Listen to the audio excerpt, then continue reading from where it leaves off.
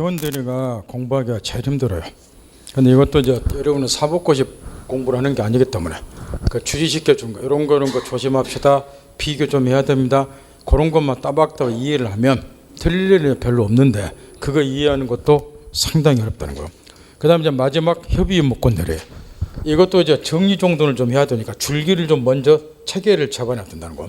협의 무권들도 먼저 협의 무권들의 가장 모델은 사례는 이제 이런 글을 들 수 있는데 사례 문제도 이런 걸 곧자 출제하고 갑이 부여요. 토지 소유자이고 을이 자이고 자식놈이 사업을 하다가 쫄딱 망해서 아버지 땅을 아버지의 대리하고 사칭하고서 무단으로 팔았다.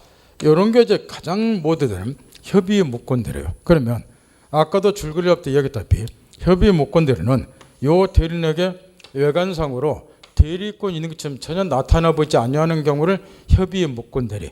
물론 표현대리도 본질적으로 무권대리 일종이기 때문에 표현대리가 성립이 됐음에도 불구하고 상대방의 표현대리 주장을 안 하면 이것도 협의 무권대리 취급을 해요. 이렇게. 그러면 이 경우는 일단 표현대리가 성립되기는 어렵다는 거. 먼저 125조 다시 한번 기억을 되살리면서 125조 성립되면 아버지가 상대방의 졸자에게 내가 내 자식놈에게 내 땅 팔아놓은 대리권 줬으니까 당신은 내 자식하고 매매해서 통전 사실이 있어야 되는데 일체 없다. 125조 안 되고 126조 성립되면 이 자식놈에게 최소한 기본적인 대리권이 있어야 되는데 없고 129조가 성립되면 얘가 과거에는 아버지의 대리인을 자기를 가지고 있다가 대리인을 할 당시에는 그 대리권이 소멸하고 없어야 되는데 그런 사실도 없기 때문에 총체적인 결론 외관상으로도 얘한테는 대리권 있는 것처럼 나타나보지 않는다는 데서 협의의 무권대리. 그럼 원칙을 항상 명확하게 전제를 해야 돼요.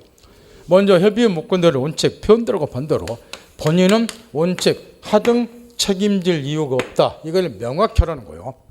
책임질 필요가 없다요. 원칙이 표현대로 반대로. 그럼에도 이제 불구하고 이 경우도 이 대리인이 갑대리인이요 현명을 했어요.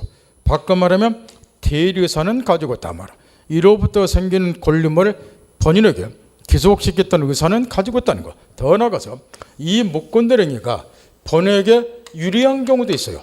토지가 시가 1억인데 얘가 2억에 매각을 했다. 이런 경우.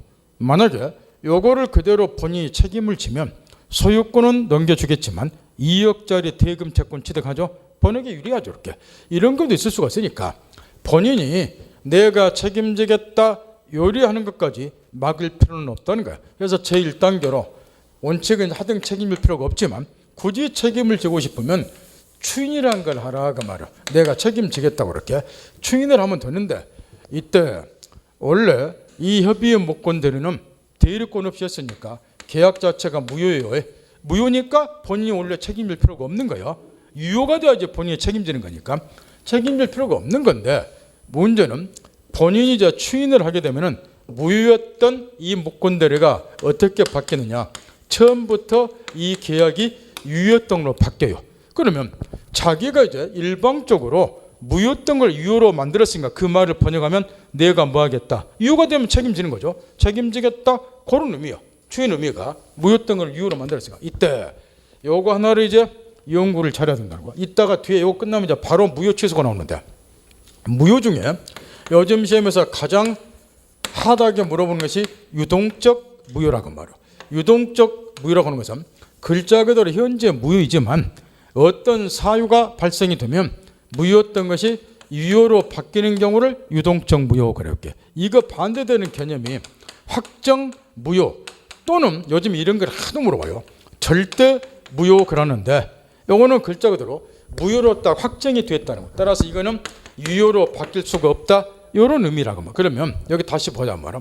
방금 이런 얘기를 했어요. 이 무권대리는 원래 무효였는데 본인이 추인하면 뭐로 바뀌게 되라? 처음부터 유효로. 이 말은 이 무권대리는 확정 무효가 아니라 무슨 무효다? 유동적 무효다. 이걸 의미를 한다 그 말이야. 그러니 본인이 추인하면 유효로 바뀐다. 이런 이야기야. 따라서 뭘 정확히 깨우쳐야 되냐. 이 경우에 추인이 돼서 유효로 바뀌려면 이게 유동적 무효가 전제가 돼야 돼요. 따라서 확정 무효나 절대 무효는 유효로 바뀔 가능성이 없기 때문에 이런 거는 추인할 수 없는 거예요. 옛날 여러분 지금 단답시 이런 게 냈어요. 지문에다가 확정무효인 경우에 추인할 수 있는가? 그랬더니 또 눈 빵검해갖고 이건 뭔 소린가 하고 또 빵점 맞고 나오다는 거야. 확정무효는 추인이 불가능해요. 유동적 물때 추인하는 게 이거 반드시 인식을 하셔야 돼. 그런 다음에 이어서 문제는 이런 거란 말이야. 본인이 추인을 하면 이게 처음부터 유효로 바뀌니까 상대방도 권리 취득이 가능해요. 물론 대금은 지불해야 되지만 그러나 추인 하냐 마냐 하는 것은 본인의 자유예요. 추인 안 해도 상관이 없어. 안 하면은 이 계약은 그대로 무효가 되니까 상대방은 권리 취득을 못해요. 따라서 본인의 추인 여하에 따라서 상대방의 법적 지위가 달라져요. 추인하면 소유권 취득, 추인 안 하면 거꾸로. 따라서 본인의 추인 여하에 따라서 상대방의 법적 지위가 달라지니까 상대방은 불안정한 지위에 놓인다 그 말. 그러면 우리 민법 스토리가 뻔해요. 불안정한 지위에 놓이는 상대방은 항상 보호해주도록 되어 있고, 이 불안정한 지위에 놓이게 되는 상대방을 보호해줄 필요가 있을 때마다 민법책에 등장하는 법률 용어가 하나 있다. 그게 최고권이에요. 최고권. 뜻풀을 해보면 알릴 고자는 나을 거고, 요게 좀 어려운 한자인데 대답을 채촉할 채자라고 그래요. 채촉할 채. 따라서 무엇을 알려달라고 대답을 촉구하는 것이 글자대로 최고라고 말이에요. 따라서 이런 이야기를 한 말은 이자의 추인 여하에 따라서 얘는 소유자가 될 수도 없고 못 될 수도 있죠. 그러면 얘는 얘 얼굴만 쳐다보게 돼 있어. 추하면 소유자, 가만히 있으면 못한다. 불안정한 지위에 놓이는데 제가 잘 쓰는 말이 있어요. 밥만 먹는 입 아니라고. 사람 입이 뭐하라고 입 있는 거요? 밥 먹는 입 아니잖아. 물어봐라고 말해한테. 불안에 떨지 말고. 따라서 상대방은 상당한 기간을 통해서 본에게 당신 무권들이 추인할래 안 할래 확답해 달라고 대답을 촉구. 그게 뭐이다? 최고권. 따라서 이제 불안정한 지위에 놓이게 된 상대방을 보여주기 위해서 상대방에게 물어볼 수 있는 권리, 최고권이 인정이 되고, 이 최고권이 인정이 되니까 역으로 본인에게 추인 거절권이 두 번째 인정이 되는데, 요거는 뭘 조심해야 되느냐. 아까 명확히 모티를 딱 해놨어요. 협의 무권들은 본인은 가만히 있더라도 원칙 아무런 책임도 안 지는 거라고. 그러면 추인 거절권은 추인하고 반대겠죠. 추인 거절은 쉽게 말하면 나 이거 책임 안 지겠다. 그게 지금 추인 거절권이겠죠. 그럼 보세요. 얘는 가만히 있어도 책임 안 지는데 말라고 추인 거절권을 얘한테 인정해 줄 필요가 있습니까? 이게 의무이라고 말. 이런 게 없더라도 원래 책임 안 지는 거야. 그러니까 이런 권리를 굳이 인정해 줄 필요 없잖아요. 원래대로라면. 근데 인정할 때는 그만한 이유가 있다는 거야. 따라 그거를 도출 과정을 또 시험에서 묻는다고 말이야. 지금 도출 과정을 살펴본다고 말이야. 본인이 추인 거절을 하면 도출 과정이 이렇게 돼요. 추인 거절하면 유동적 무효였던 무권대리가 무엇으로 바뀌느냐? 확정 무효로 바뀌어버려. 그러니까 유동적 무효였던 거를 얘가 추인 거절함으로써 확정 무효로 만들었으니까 이 말은 무슨 의미야? 무효로 만들었어. 지쪽에서. 나 절대로 이거 뭐 안 하겠다. 책임 안 지겠다. 그런 의미겠죠. 추인 거절이 번역하면은. 그러면 이걸 묻는다 말. 자, 사람 마음이 수시로 바뀌어요. 똥 싸기 전후가 마음이 바뀌어. 그래서 사람이야. 솔직히 나도 내 맘 모르겠어. 지금 기분이 업했다가도 돌아서면 또 짜증이 확 쏟죠. 막 그러죠. 요즘 세상에. 마찬가지요. 자식 새끼가 딱 하니까 열이 팍 쏟아졌어. 절대로 책임 안 져. 추인 거절 딱 했는데 후회가 돼. 요즘 같은 불황에 땅 언제 파냐 그 말. 차라리 내 새끼가 매매한 건 뭐 해버리자. 추인해보자. 마음 바뀔 수도 있잖아. 따라서 묻는 거. 추인 거절한 이후에 마음 바뀌었어요. 다시 추인할 수 있는가? 하세요? 할 수 있나요? 이것도 예운이라고 생뚱싸고 앉았어. 그러니까 차라리 안 가르치는 게 나아. 이런 것까지 외우려면. 추인 못 하잖아. 왜? 확정 무효가 됐으니까. 추인은 아까 언제 한다고 그랬어요? 유동적 무효일 때. 추인 거에서 이미 확정 무효가 됐다니까. 그러면 추인의 여지가 없어. 따라서 마음이 바뀌더라도 책임지겠다? 추인 못 한다고. 그러면 추인을 못 하는데 상대방은 최고할 필요 없잖아요. 따라서 추인을 못 하니까 최고도 못 하는 거. 그러면 결론 나왔어요. 본인 쪽에서 추인 거절하면 결론 상대방은 뭐 못한다? 최고 못해. 그러면 답 나왔잖아. 왜 추인 거절권 인정이 되는가? 얘가 최고를 하면 주로 이제 내용 증명 보낼 거라고 말이야. 내가 당신 자식놈하고 뭐년만 무엇이야 당신 토지 매매했는데 지금 얘한테 대리권이 없다 그러니까 그럼 무권대리인데 우리 민법에 하면은 나한테는 당신한테 물어볼 수 있는 권리가 있다. 그리고 몇 년, 뭐년 뭘 무엇이까지 확답 좀 해달라. 내용증만 보내요.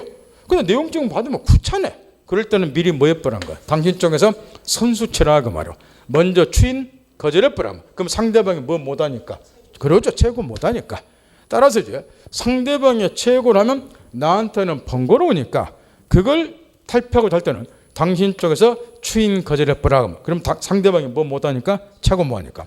그래서 이제 상대방의 최고권을 갖다 보니까 그 번거로움으로부터 탈피할 수 있는 기회를 주기 위해서 본회의에 뿌덕불 추인 거절권 인정이 돼요. 가만히 있어도 원래 책임을 안 지는 건데 이때 써먹으라고. 그러다 보니까 또 문제가 생긴단 말이에요. 따라서 이제 결과적으로 본인은 추인하고 추인 거절권 두 개를 갖게 돼요. 그런 이제 결과 이렇게 돼. 본인이 지 맘이에요. 이렇게 하든 이렇게 하든 거는 추인하면은 무효였던 목권대리가 처음부터 유효. 추인 거절하면 거꾸로 확정 무효. 결론. 나도 계약의 당사자인데 이렇게 계약의 당사자인데 왜 목권대리가 본인의 일방적 의사에 의해서만 유효 무효가 좌우가 되냐? 얘한테는 불합리 불공평한 결과가 생겼단 말이야. 따라서 상대방의 일방적 의사에 의해서도 목권대리 효과를 좌우할 수 있도록 마지막 얘한테도 뭔가 권리 하나가 인정이 돼야지 양자 공평해지겠죠. 그래 마무리 상대방 인정해주는 권리가 철회권이라고 말이야. 그래서 이제 본인이 이제 추인 거절권 아니니까 그에 대응해서 상대방의 철회권 인정이 되는데 지금부터 정신 바짝 차려야 된다고. 철회 용어도 지금 이 순간부터는 정확하게 알고 사용하라는 거야. 철회라고 하는 거야. 그거 알아야지 문제 푸니까. 철회라고 하는 것은 의사표시나 법률행위의 효력이 의사표시나 법률행위의 효력이 핵심 포인트 발생하기 전이에요. 발생하기 전에 의사표시나 법률 효력이 발생하기 전에 앞으로도 그 이야기요. 장래를 향해서도 효력이 발생되지 않도록 저지시키는 것을 철회를 한다 그 말이야. 또 철회는 지금도 법률행 효력이 발생이 되고 있어요? 안 되고 있어요? 안 되고 있어요. 이걸 앞으로도 효력이 발생이 안 되도록 저지시키는 것이 철회라고 말이야. 그러면 지금까지 우리 앞에 취소하고 비교해 보세요. 취소는 반대죠. 취소는 거꾸로 일단 효력이 발생이 돼야 돼. 이렇게 효력이 발생이 되고 있는 것을 취소하면 처음부터 무효 효력이 없는 걸 돌려버리잖아. 취소는 효력이 일단 발생이 돼야 돼. 그 철회는 효력이 발생되기 전에 하는 거고. 따라서 효력이 발생된 이후에는 철회 못하는 거예요. 이거라도 하나 알아두시라고. 그럼 한 문제는 건지니까. 따라서 이제 이해다 치고 여기서 이제 얘가 철회를 하면 어떤 일이 벌어지는가. 자 이런 이야기를 했어요. 본인의 일방적 의사에서 묶음되는 행복과 좌우가 되니까 얘한테는 불공평하더라. 따라 이자의 일방적 의사에서 묶음되는 것과 좌우하도록 마무리 얘한테 철회권 인정이 된다. 그러면 이렇게 돼요. 상대방이 철회권 행사하게 되면은 유동적 무효였던 묶음대리가 상대방의 철회권 행사에서 확정 무효로 돌아가 버려. 그러면 답 나왔다. 철회의 의미가 뭐냐고 말. 이번에는 얘가 지쪽에서 얘를 무효로 했다고 확정 지어버렸죠. 그 말은 무슨 말이에요? 이 계약을 얘가 무효로 만들어버렸어. 그 말은 나 똥 밟은 셈 치겠다. 얘하고 매매한 거 어느 누구에게도 책임 물을 생각 없다. 그게 철회권이야. 자기 쪽에서 무효로 만들었으니까. 이 말들 알아듣겠죠? 따라서 이제 상대방의 철회권 행사하면은 유동적 무효였던 목권대리가 확정 무효로 돌아갔으니까 자기 쪽에서 이걸 무효로 했다고 확정지었으니까 어느 누구에게도 목권대리에서 책임 물을 생각 없다. 이게 철회권이라고 말할게. 그러면 본인의 이제 추인권하고 상대방의 철회권과 관계를 자기로 갖고 놀아야 되는데 한번 몰아나 보자 말이요. 본인이 먼저 추인을 했어요. 그럼 뒤늦게 상대방이 철회할 수 있는 거 한번 해보세요. 철회의 개념을 떠올리면서 자 본인이 추인하면 무효였던 목권대리는 처음부터 유효로 바뀌죠. 그러니까 책임지는 거 유효로 바뀌어버렸잖아. 효력이 발생이 됐잖아. 그러면 뭐 못해? 철회 못하는 거 이렇게. 따라서 철회는 추인이 있기 전까지만 하는 거예요. 못 알아들으면 번역을 한번 해봐. 본인이 먼저 추임 책임지겠다 먼저 했어. 그럼 뒤늦게 상대방이 뭐요? 책임 물을 생각 없는데 이거는 안 된다 그 이야기야. 나 그래도 못 알아들어야 그러면 다른 놈한테 배워야 돼. 난 더 이상 못 가르쳐줘. 이 정도까지는. 저는 그 대한민국에서 강의 제일 잘한 사람인데 자타가 이렇게까지 해갖고 못 알아들으면 어쩔 거냐고. 더 이상 어떤 방법이 없지 뭐. 거꾸로도 물어본단 말이야. 거꾸로도 상대방이 먼저 철회권을 행사했어. 근데 나중에 본인이 추인할 수 있는가? 이것도 이제 안 되는데 이유는 알겠죠? 눈치 붙지? 다시 그러면 눈치 채면 돼. 공부 그렇게 하는 거라고. 철회했으면 유동적 무효가 뭐로 돌아가 붙어? 도저히 확정 무효로. 추인은 유동적 무효일 때 아까 한다고 그랬잖아. 말랑말랑할 때. 그래야 딱 밟으면 유효로 바뀌는 거예요. 근데 이게 무효로 바뀌니까 추인 못하는 거예요. 그러니까 철회를 먼저 보면 상대방 추인 못하는 거란 말이야. 쉬운 말로 말하면 상대방이 나 책임을 안 물을란다. 선변대 뒤늦게 얘가 나가 책임지고 싶은데 이건 안 된다 그 말이야. 그 의미잖아 이게. 그죠? 번역하면. 따라서 총체적인 결론이 이렇게 되는 거예요. 협의의 무권대로는 지금 본인이 일단 추인권을 가지니까 불안정한 진흙이든 상대방을 보이기 위해서 물어볼 수 있는 거로 최고권 인정이 되고 상대방이 최고하면 번역에는 귀찮으니까 그걸 방지하기 위해서 미연을 방지하기 위해서 번역의 추인 거절권 인정이 되고 본인이 이제 이 권리를 갖다 보니까 무권들의 효과가 본인 일방적에서 좌우가 되니까 상대방이 너무 불공평하니까 상대방의 일방적 의사에서도 무권들 효과를 좌우하도록 철회권 인정이 돼요. 따라서 결론이 추인권 인정이 되니까 최고권이 그러니까 추인 거절권이 그러니까 철회권이 결론 가장 이 중에서 시험에서 앞들어 출제되는 권리는 추인권이라고 말이야. 요게 없으면 나머지 권리는 나올 수가 없기 때문에 그러는 거예요. 그러니까 추인권이 집중적으로 시험에 나오고 여기까지로 공부 전문 사람 다 찾아내요. 근데 더 중요한 게 하나 남아있어요. 그거는 못 찾더라고 말이야. 추인보다 더 중요한 게 하나 있다고 말이야. 그게 뭘 같나요? 무권대리는 만약에 무권대리가 확정무효, 절대무효가 돼버리면 추인 못하죠. 따라서 무슨 무효해야 돼요? 유동적 무효. 따라서 무권대리에서 가장 핵심은 무권대리는 확정무효, 절대무효가 아니라 뭐이다? 유동적 무효다. 따라서 본인이 뭐 할 수 있다? 추인할 수 있다. 이 한 줄의 핵심 포인트예요. 무권대리에서. 여기 유동적 무효가 가장 중요한 소다.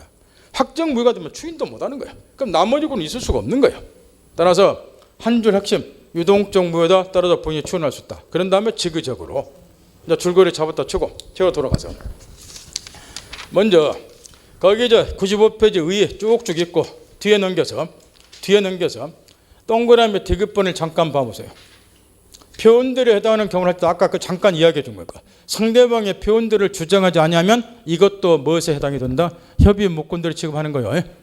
그 다음 그 밑에 이제 민법 규정 관점 계약은 무권들 법률행위는 계약도 있고 단독에도 있으니까 계약은 무권들하고 단독이 무권들 둘로 나눠서 규정이 된다. 시험은 99.99% 계약은 무권들에 나오겠죠. 칠판은 매매 계약 이런 무권들이가 99.99% 따라서 이미 다 가르쳐 줬으니까 동그라미 1번 번에 대한 효과 협의 무권들은 첫 줄 원칙 번역에는 효력이 생기지 않는다. 원칙 책임질 필요 없다는 거예요. 요거 하고 그 다음에 위에서부터 다섯 번째 줄 봐보세요. 유동적 무효 불확정 무효 상태에 있다. 찾았나요? 요게 핵심 단어예요. 무권대리는 뭐이다? 유동적 무효. 요거를 이제 다른 말로는 불확정 무효 이렇게 되어 있는데 주로 이제 요즘에는 시험에서 책에서 통용되는 용어는 유동적 무효. 요 용어가 주로 통용이 되니까 옛날에 이제 불확정 무효란 말을 많이 썼지만 요즘은 이제 판례가 유동적 무효라는 용어를 사용하니까 같은 의미지만 유동적 무효로 기억하면 되고 그 다음에 이제 제일 밑에 기억번 첫 번째 권리 본인의 추인권, 추인의 성질, 무권대리에 있으면 알고 그 행위 효과를 자격의 기술하는 의사표시 요거죠. 이 무권대리에서 내가 뭐 하겠다? 책임지겠다. 이런 의사표시가 추인이고 추인의 법적 성질, 추인은 단독행위예요. 앞에 나왔던 단독행위 때문에 본인이 추인할 때는 일방적으로 추인하겠다 의사표시하면 되니까 무권대리나 상대방의 동의 승낙은 필요가 없네요. 그 단독행위다 이게 아주 중요하고 그 다음 추인의 방법은 명시조든 묵시조든 해도 상관이 없는데 로마 숫자가 2번을 봐보세요. 묵시적 추인 써진 거 이런 걸 묵시적 추인이나 사례 문제 볼 때 이것만 조심하시면 돼. 본인이 무권대리를 행하지 매매계약성의 대금을 상대방 무권대리로부터 수령이 됐다. 예를 들어서 지금 무권대리를 했는데 이 본인이 상대방으로부터 대금을 직접 수령을 하든 또는 얘가 받은 것을 자기가 수령하든 이런 거는 무슨 의도로 수령했어요? 추인할 의사가 있으니까. 그럼 묵시적 추인이다. 요리 생각하고 사례 문제 푸시면 돼. 이때 또 한 가지 중요한 것은 거기 이제 또 로마서 3번에 보면 묵시적 추인을 부정한 애 있죠. 그 다음에 두 번째 줄 봐보세요. 무권들에 대해서 본인이 이의를 제기하지 않고 장기간 방치했다. 찾았나요? 이런 것도 묵시적 추인으로 볼 수 있는가? 이런 걸 물어보는데 상식으로 판단하면 돼요. 여기 보세요. 그래서 이걸 확실히 깨우치는 거예요. 협의 목권대로 원칙 본인은 책임질 필요가 없어요. 가만히 있더라도 이걸 항상 염두에 두셔야 돼요. 가만히 있더라도 아무 책임도 질 필요가 없는 거라고. 따라서 이 본인이 얘가 목권대로 했다는 걸 알면서 장기간 방치를 했어요. 그따 해서 책임지면 돼요, 안 돼요? 가만히 있어 책임 안 진다고 전제를 했어. 따라 이런 거는 묵시적 추인으로 보면 안 된다는 말이에요. 따라서 묵시적 추인이 되려면 거꾸로 그 앞에 로마서 1번처럼 목권대리인이나 상대방에게 본인이 어떤 적극적인 행위를 해야지 묵시적 추인이 되는 거예요. 가만히 있으면 묵시적 추인 아니에요. 가만히 있더라도 본인 책임 안 지는 거니까. 얘가 얘한테 대금 지급 청구를 한다든가 상대방이 대금 주니까 수령을 한다든가 이런 적극적인 행위가 있을 때만 묵시적 추인으로 보는 것이고 가만히 있는 것은 묵시적 추인 아니라고 말이야.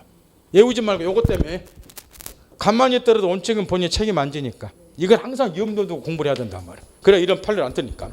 그 다음에 그 밑으로 내려가서 로마서 4번 요거 여기 또 시험에 잘 나오는 판례가 하나 쓰였는데 추인을 할 때는 목권대행이 전부에 대해서 있는 그대로 추인해야 돼요. 따라서 본인이 일부 추인을 한다든가 변경을 해서 추인하는 것은 추인 자체가 일방적으로 의사표시하면 되는데 지 마음대로 일부만 추인하거나 변경해서 추인하면 안 되는 거예요 이게. 따라서 상대방의 동의가 없는 한 이런 거는 무효다. 자주문에 정당하고 동그라미 C번에 추인을 상대방에서 잠깐만 집중하세요. 요거는 사례 문제 풀 때 주의를 해야 될 것이에요. 협의의 목권대리는 이중매매와 더불어서 우리 시험에서 사례 문제가 가장 많이 출제가 돼요. 앞에서 배운 것 중에 사례가 앞으로 나오는 건 이중매매고 그 다음에 이제 여기 나와 있는 협의의 목권대리 사례 엄청나게 나오고 그 다음에 허위표시가 주로 사례가 많이 나오는데 이게 사례가 나올 때 특히 뭐를 조심해야 되냐 그러면 요거 조심해야 돼요. 추인을 상대방과 관련해서 우리 판례는 이렇게 되어 있어요. 목권대리인에게 추인해도 상관이 없고 얘하고 직접 거래한 직접 상대방 병에게 추인해도 상관이 없고 요 병에게 추인해도 상관이 없고 더 나아가서 이 병이 다시 이 토지를 양도를 했을 때 승계 요 정에게 이렇게 추인해도 상관이 없어. 이걸 일단 물어보니까 정리 딱 하고 이때 절대 사례 문제 풀 때 속으면 안 될 것이 요 대목이에요. 사례 문제 풀 때 누구한테 추인했는가를 꼭 확인하셔야 돼. 예를 들어서 상대방이 추인할 때는 별로 신경 안 써도 돼요. 왜 그러냐면 아까 이런 걸 가르쳐 드렸어. 본인이 먼저 추인해버리면 상대방은 더 이상 처리 못 한다고 가르쳐 드렸죠. 본인이 따로 추인이 있기 전까지만 처리하는 거예요. 그런데 얘한테 이제 딱 이렇게 추인을 했어요. 그러면 상대방이 본인이 추인했다는 사실을 바로 알잖아요. 그럼 더 이상 얘는 처리 못 하는 거야. 그런데 이제 문제는 요거 조심해야 된단 말이야. 사례에서 얘한테 추인을 했어요. 목권대리한테 이렇게. 요걸 꼭 확인하셔야 돼요. 우리 시험도 번갈아가면서 물어보니까 얘한테 추인을 하면은 상대방이 추인의 사실을 모를 수가 있잖아요. 얘한테 추인했을 때는 이때는 상대방이 추인 사실을 모를 수가 있으니까 이때는 본인은 추인의 효과를 상대방이는 주장 못한다 그 말이야. 그럼 여기서 추인의 효과가 뭐냐? 아까 다 가르쳐 드렸으니까 추인하면 무효였던 목권대리가 처음부터 유효로 바뀌는 거야. 추인하면 그러면 효력이 생겼으니까 상대방이 더 이상 뭐 못한다 처리 못한다 이렇게 되는 거예요. 그런데 얘한테 추인하다 보니까 그 사실을 상대방이 모를 수가 있다는 거. 이때는 본인은 추인의 효과를 상대방이 주장을 못하기 때문에 이 목권대리는 유효로 바뀌는 게 아니라 그대로 상대방에서는 무효. 그러니까 여전히 상대방은 뭐 할 수 있고 처리할 수 있고 그렇게 되는 거야. 그러니까 함정이 내가 딱 줬다가 말이야. 어떻게 내느냐? 의뢰에게 추인했다 사례 이렇게 내요. 그런 다음에 병은 더 이상 처리할 수 없다 이렇게. 그러면 우리가 예운대로 하면 추인하면 처리 못한다 맞는 것처럼 보이잖아요. 근데 요건 틀렸다 그 말이야. 얘한테 추인했을 때는 얘가 처리가 가능하다는 거야. 요거 하나만 조심하라. 이거 함정으로 하면 되니까. 따라서 거기 C번에 추인의 상대방에서 로마자 1번에 이제 그 판례 입장이고 로마자 2번에 방금 속지에 말인 게 쓰였어요. 첫줄 그 뒤에서부터 목권대리인에게 추인을 하는 경우는 상대방의 추인이 있음을 알지 못하는 때는 그 상대방에서 추인 효과를 주장할 수 없다. 132조 나와 있죠. 그러니까 상대방 그때까지 뭐 할 수 있다? 처리할 수 있다. 요거 함정내면 다 들고 나와. 사례 문제 풀 때 마음이 급하니까 뭔만 확인해버려. 추인 처리 뭐하는데 요것만 확인하고 문제 풀어푼다고. 그러면 틀려버려. 그러니까 누구한테 추인했는가 꼭 확인하는 습관 들이셔도 사례 문제 풀 때 을인지 병인지 그거 조심해야 되고 그것만 조심해야 된다. 추인의 효과는 아까도 얘기했다시피 추인을 하게 되면은 추인한 때부터 유효로 바뀌는 게 아니라 이 목권대리는 처음부터 유효했던 걸 바뀌어요. 그래서 흔히 말하는 소급효가 인정이 된다 이야기인데 소급효란 말 못 알아면 이따가 무효 취소할 때 다시 한번 공부하기로 하고 그 다음에 뒤에 넘겨서 그러나 외에는 있어요. 시험에는 그거 안 나오지만 여기에 본인하고 상대방의 특약을 맺는 경우 우리 추인한 때부터 효력이 있는 것을 하자. 그러면 소급효가 인정이 안 될 수도 있고 실무상으로 그런 경우는 거의 발생이 안 되지만 소급효에 의해서 제3자 고를 해야 할 수 있는 경우도 소급효 인정이 안 된다. 이런 외가 된다. 시험하고는 상관이 없고 그 다음에 추인 거절권 거기에 동그라미 A번 아까 가르쳐준 줄거리가 쓰여서 쭉쭉 있고 그런 다음에 핵심은 추인 거절에서 물어보는 핵심은 딱 하나예요. 그 밑에 시퍼런 것이 팔려 나와 있죠. 거기 한 10분 넘게 시험에 나왔어. 이게 사례 문제도를 하도 많이 출제했는데 내용이 이런 거예요. 그 10줄 가까이 써놓은 거를 동그라미 디귿번에 세 번째 줄에 판례는 해가지고 거기 압축을 시켜놓은 거예요. 묵건대리 본인을 단독 상속한 경우에 관해서 나와 있죠. 그걸 풀어놓은 판례가 밑인데 밑에 그 판례를 한 줄 한 줄 다 읽으셔야 돼. 이게 독자적인 사례 문제로 나왔는데 그 지문 하나하나를 오지선대로 만들어 출제하기도 하니까 내용은 이런 거예요. 거기 한 10분 넘게 나왔는데 내용은 이런 아까 이런 이야기를 해줬다는 거예요. 갑이 부이고 을이 차이고 이렇게 협의의 묵건대리는 여러분하고 저처럼 일면식도 없는 사람 사이에서는 협의 묵건대리 행해지가 어려워요. 왜냐? 서로 간에 우리가 재산 상태를 모르기 때문에 남의 걸 무단으로 팔려면 부자지간처럼 아버지가 땅 가지고 있다 건물 가지고 있다 그걸 무단으로 판다 이렇게 될 건데 일면식 없는 사람 사이에서는 재산 상태 모르기 때문에 묵건대리 하기 어려운 거예요. 따라서 사례 문제도 부자지간 이렇게 내는 이유가 이런 것 때문에 그런 거고 부자지간이다 보니까 여기에 상속 문제가 개입될 수가 있다. 무슨 얘기냐면 이 자식놈이 아버지 소유 토지를 무단으로 지금 매각을 했어 이렇게. 그럼 일단은 이게 협의의 목권들이기 때문에 본에 대해서는 무효예요. 딱 등기를 병에서 넘겨줬다 하더라도 이게 원인무효예요. 병은 소유권치도 못하겠죠 이렇게. 협의의 목권들이기 때문에. 그런데 아버지가 이제 하나밖에 없는 자식놈이 있다고 짓걸 하니까 충격받아가지고 돌아가셨다. 스토리가 딱 정했단 말이야. 돌아가셨다. 그러니까 이제 이 일이 벌어진다 그 말이야. 지금 이 자식놈이 유일한 상속이냐. 이걸 이제 보통 시험에서는 단독 상속 이렇게 못지를 하는데 옛날에는 사례 낼 때 이런 말을 안 썼어요. 그랬더니 이의제기를 불단한 거야. 뭐라고 이의제기를 하느냐. 시험에는요 그냥 상속이 이렇게 했더니 아니 결론이 이거예요. 여기 돌아가시면 아버지가 추인 거절권 갖잖아요. 이 권리가 이 상속인에 승계되는 거야. 그럼 지가 묵건들 해놓고 책임 안 지겠다고 추인 거절권 행사할 수 있는가 지금 이런 이야기인데 추인 거절권 행사하면 신의 측에 반한다 이런 이야기인데 이렇게 이제 냈더니 사례를 갑자기 이의제기 들어쁜 거야.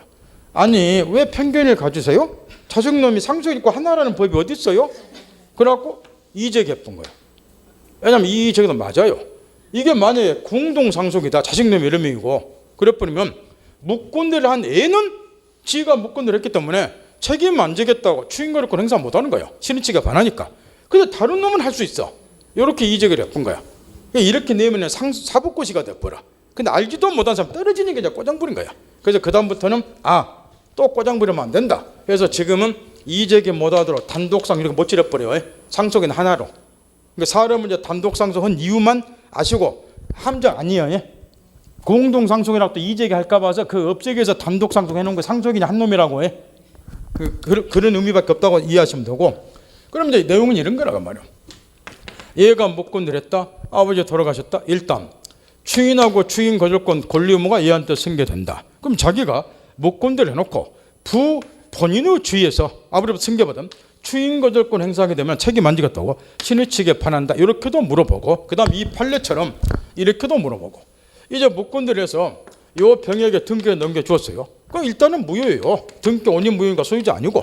근데 아버지가 사망했다. 현재 토지 소유자는 아버지예요. 사망했으니까 이번은 토지에 대한 소유권이 요 묵건된 단독 상속 얘한테 상속이 돼버려. 토지가 누구 거이 됐어요? 자기 거.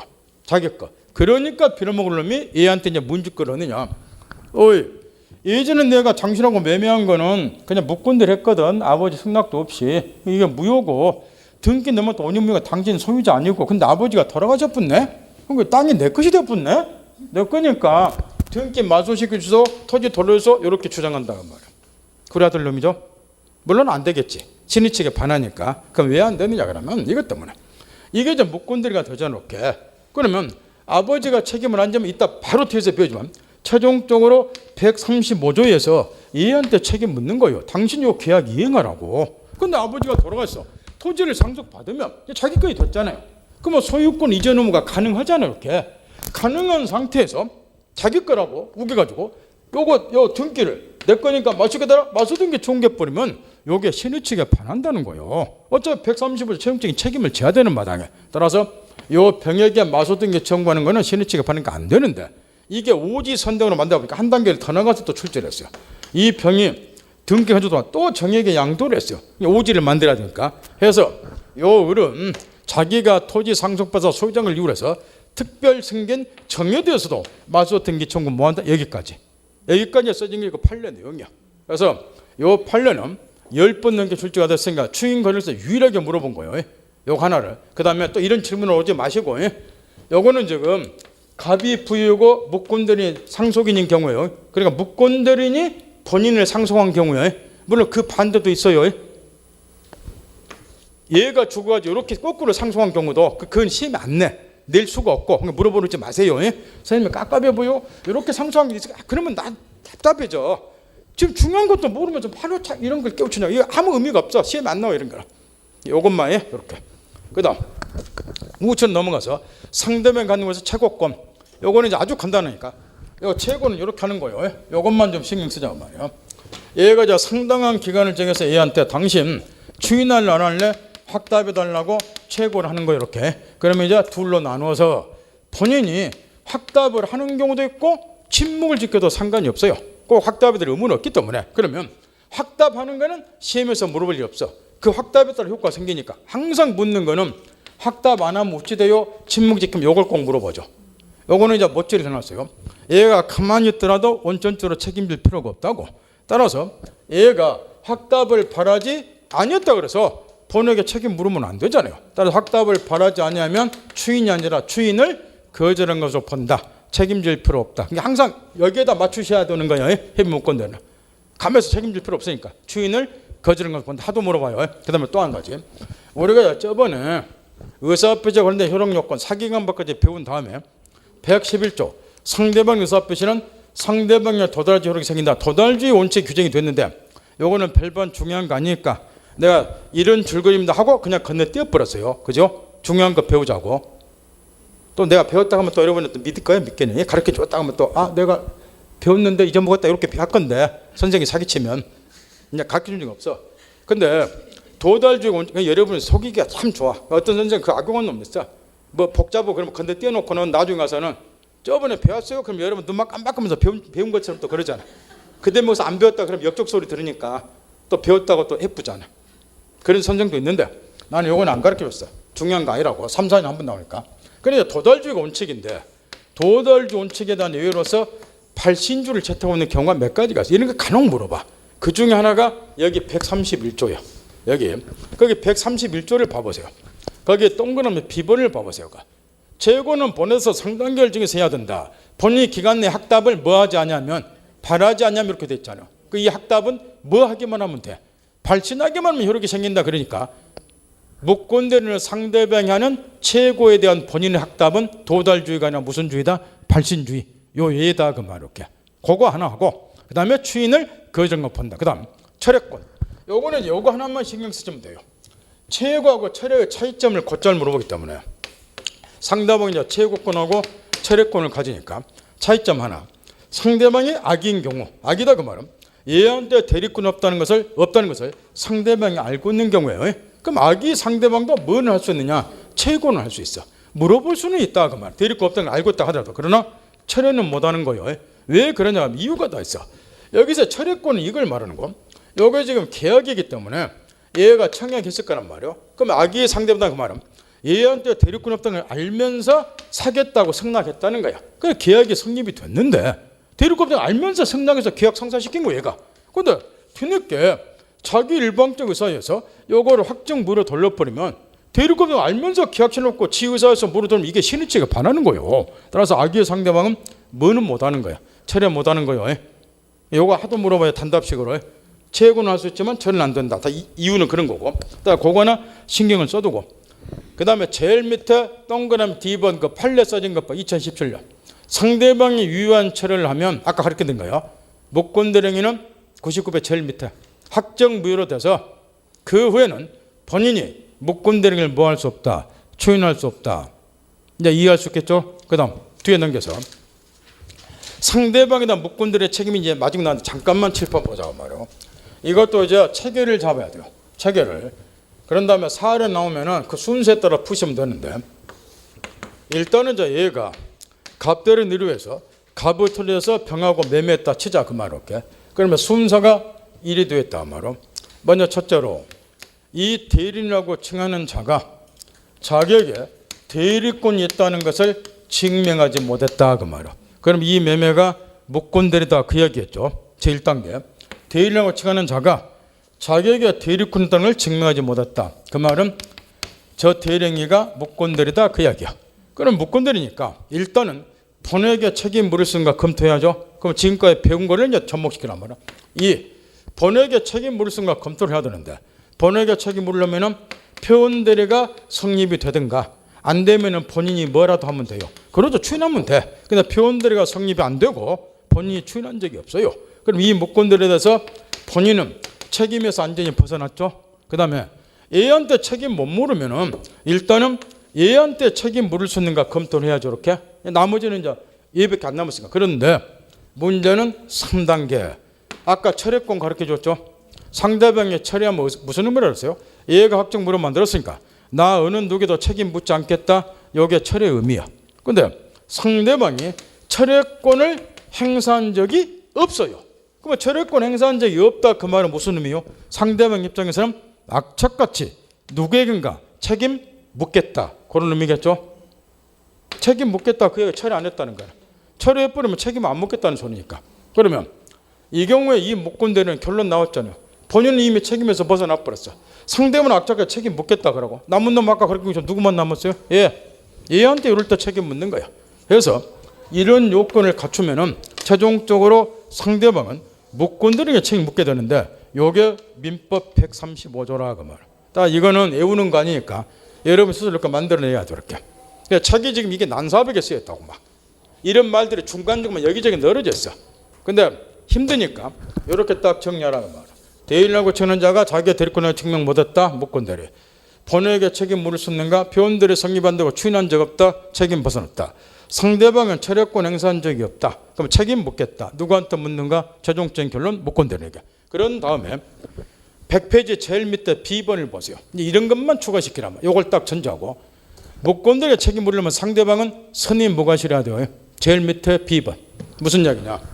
A한테 대리권이 없다는 것을 상대방이 알고 있다. 이런 경우는 책임 물을 수 없다는 거야. 대리권 없다는 것을 모르고 있고 모르는 데서 과실이 없어야지 책임을 묻는 거예요. 선임 무과실한다. 그 다음에 우측 넘어가서 이 무권대리인이 상대방의 책임을 지려면 얘는 능력자여야 돼요. 따라서 미성년자를 비롯한 아까 앞에서 117조 제한 능력자도 대리행위를 할 수 있다고 배웠죠. 그러면 제한 능력자가 무권대리도 할 수 있겠죠. 그러면 제한 능력자가 무권대리 한 경우도 상대방은 제한 능력자 무권대리에 책임 물을 수 있는가? 이걸 가르쳐 줬어요. 이 문과정에서. 제한 능력자는 항상 우리 법에서 뭐 하라고? 보호해주라고 이 제도를 두고 있기 때문에 제한 능력자는 보호해주자. 이런 시각에서 논리 정리하라고 그랬죠. 따라서 제한 능력자가 무권대리를 하는 경우는 상대방에 책임질 필요가 없으니까 책임지려면 반대로 우측 페이지 101페이지 제일 위에 능력자일 것. 제일 위에 동그라미 C번. 제한 능력자는 책임질 필요가 없으니까. 확인했나요? 그 다음에 마지막 왼쪽으로 눈 돌려서 동그라미 제일 위에 3번에서 마지막 구절 봐보세요. 무과실 책임이다. 62년 4월 10일자 판례에서 나와 있죠. 요거 머릿속에 딱 담아야 되고. 이런 요건을 갖추면 최종적으로 상대방 이 무권대리에게 책임 묻는데 이 무권대리의 책임은 무과실 책임이에요. 자기에게 대리권이 없다는 걸 모르고 있고 모르는 데서 전혀 과실이 없다 하더라도 무권대리한 이상 당연히 책임을 져야 돼. 무과실 책임은 아주 무거운 책임인데 왜 이 경우는 무권대리에서 무과실 책임을 묻도록 되어 있느냐? 보세요. 내가 가르쳐줬다. 지금 무권대리 한 거예요. 근데 누구에게도 책임 못 물으면 대리도 신용 유지 못해요. 그러자 누군가 책임 묻자는 거예요. 근데 검토해보니까 얘한테는 책임지고 물을 수가 없다는 거예요. 그럼 남은 애가 얘니까 최종적으로 얘한테도 책임 물어서 대리도 신용을 유지해야 돼요. 그러니 마지막 종국적인 책임을 얘한테 묻기 때문에 이때는 귀책사유 따질 필요가 없는 거예요. 귀책사유가 없다가 책임 벗어나 버리면 대리도 신용을 유지할 수가 없잖아요. 따라서 마지막 최종적인 책임을 묻는 거기 때문에 귀책사유 불문 과실이 없더라도 무조건 책임자 무과실 책임 점검 따고 그 다음에 우체로 넘어가서 우체가 제일 위에 동그라미 니은번 요거 조심해야 돼요. 사례 문제 풀 때 요거 바깥 책임도 다 들고 나와. 협의회 무권대리는 사례가 엄청 나온다고 아까 이야기를 했는데 잠깐만 봐보세요. 칠판에서 요거 꼭 확인하셔야 돼요. 사례 풀 때 그냥 이런 요건을 갖추면 135조에서 얘는 얘한테 이제 책임을 묻는데 이게 선택권이 이렇게 돼요. 요 계약을 네가 직접 이행하라. 이행 청구를 하든가 아니면은 손해배상 해달라. 이행 청구하든가 손해배상 청구하는데 요 선택은 누가 합니까? 요걸 자주 물어보는데 거기에 상대방 선택이라고 돼 있죠. 요 병이 선택하는 거야. 얘가 이행 청구를 하든가 손해배상 청구하든가 선택은 상대방이 있는데 사람 문제 때 슬그머니 뭐로 바꿔버려. 의뢰 선택이 쫓아 이렇게. 그럼 눈에 안 보여 마음이 급하니까 요거 조심해야 돼. 아까 또 사례 풀 때 뭐 조심을 했고 추인할 때 상대방이 얘한테 추인했는가 얘한테 추인했는가 그거 꼭 확인해야 되고 사례 문제 풀 때 그 다음에 선택은 누가 하는 거 꼭 확인하셔야 돼. 제일 많이 속아요. 얘요. 상대방 선택이. 그 다음 이 정도만 해주면 되고 그 다음에 단독행위 무권대로 나와있죠. 101페이지 뒷페이지 넘겨보세요. 한 페이지 이렇게 써놨는데 일도 없고 단독행위 무권대로 역대 딱 2번 나왔는데 그것도 지문에 들어가서 하나만 기억하고 넘어가자 말이야. 뒤에 넘기면 동그라미 니은번 봐보세요. 상대방 없는 단독에 나와있죠. 요것만 신경 쓰시면 돼. 요거는 아주 중요한 특징이 하나가 있어요. 그 특징은 간혹 물어보니까 무슨 얘기냐면 지금까지 배운 계약은 무권대리에서 가장 핵심이 요 대목이요. 매매계약 체결했다 대리권 없이 계약은 무권대리. 이게 원칙 유동적 무효라 그 말. 그러니까 본인이 뭐 할 수 있어요? 추인할 수 있는 거예요. 그죠? 요거 지금 핵심이요. 그 다음에 상대방이 아까 철회권을 갖는다고 가르쳐줬는데 왜 갖느냐? 본인 쪽에서 추인 거주권 갖다 보니까 본인의 일방적 의사에서 무권대리권 자고가 되니까 상대방이 불합리하다. 그러니까 상대방의 일방적 의사에서 무권대리권을 정하도록 철회권 인정이 된다. 이걸 가르쳐줬죠. 그러면 상대방 없는 단독을 한번 떠올려보자 말이요. 상대방 없는 단독에 예를 들어서 요 을란 애가 갑이 상속인인데 얘가 대리권 없이 갑의 상속을 포기를 했다. 또는 부동산 소유자인데 소유권을 포기했다. 이런 게 이제 상대방 없는 단독이고. 그럼 대리권 없이 하게 되면 이게 무권대리인데 중요한 특징이 하나가 있다 그 말이에요. 요거는 상대방이 없죠. 그러면 상대방 쪽에서 처리하는 게 있을 수가 없죠. 상대방이 없어서 상속자 처리한다는 게 있을 수가 없잖아요. 근데 본인 쪽에서 여전히 추인권 등을 행사하면은 본인의 일방적 의사에서 무권대리권과 자고가 되니까 불합리한 결과 그대로 남죠. 그걸 시정하기 위해서 상대방의 철회권 행사하는 거예요. 그래서 상대방이면 단독은 상대방이 없기 때문에 상대방이 철회 뭐 하잖아요. 근데 본인에게 추인권 인정해주면 그 불합리한 결과 그대로 남기 때문에 이런 경우는 역으로 본인이 추인해서도 안 된다 그 말이에요. 근데 무권대리는 왜 본인이 추인하는 거예요? 유동적 무효니까. 그러니까 무엇으로 만들어버리면 추인 못하죠. 절대 무효, 확정 무효로 만들어버리면 본인이 추인 못하겠죠. 따라서 상대방 없는 단독의 무권대리는 핵심 유동적 무효가 아니라 절대 무효 내지는 확정 무효여. 따라서 본인이 뭐 할 수 없어요? 추인할 수 없다. 그 특징을 물어봐. 다 정리정돈. 지금 무권대리 그러면 정리정돈. 무권대리는 일단 무슨 무효다? 유동적 무효. 따라서 본인이 뭐 할 수 있다? 추인할 수 있다. 그러나 예외가 하나 있다는 거죠. 그게 뭐이다? 상대방 없는 단독행위 무권대리는 유동적 무효가 아니라 무슨 무효다? 절대 무효 내지는 확정 무효. 왜?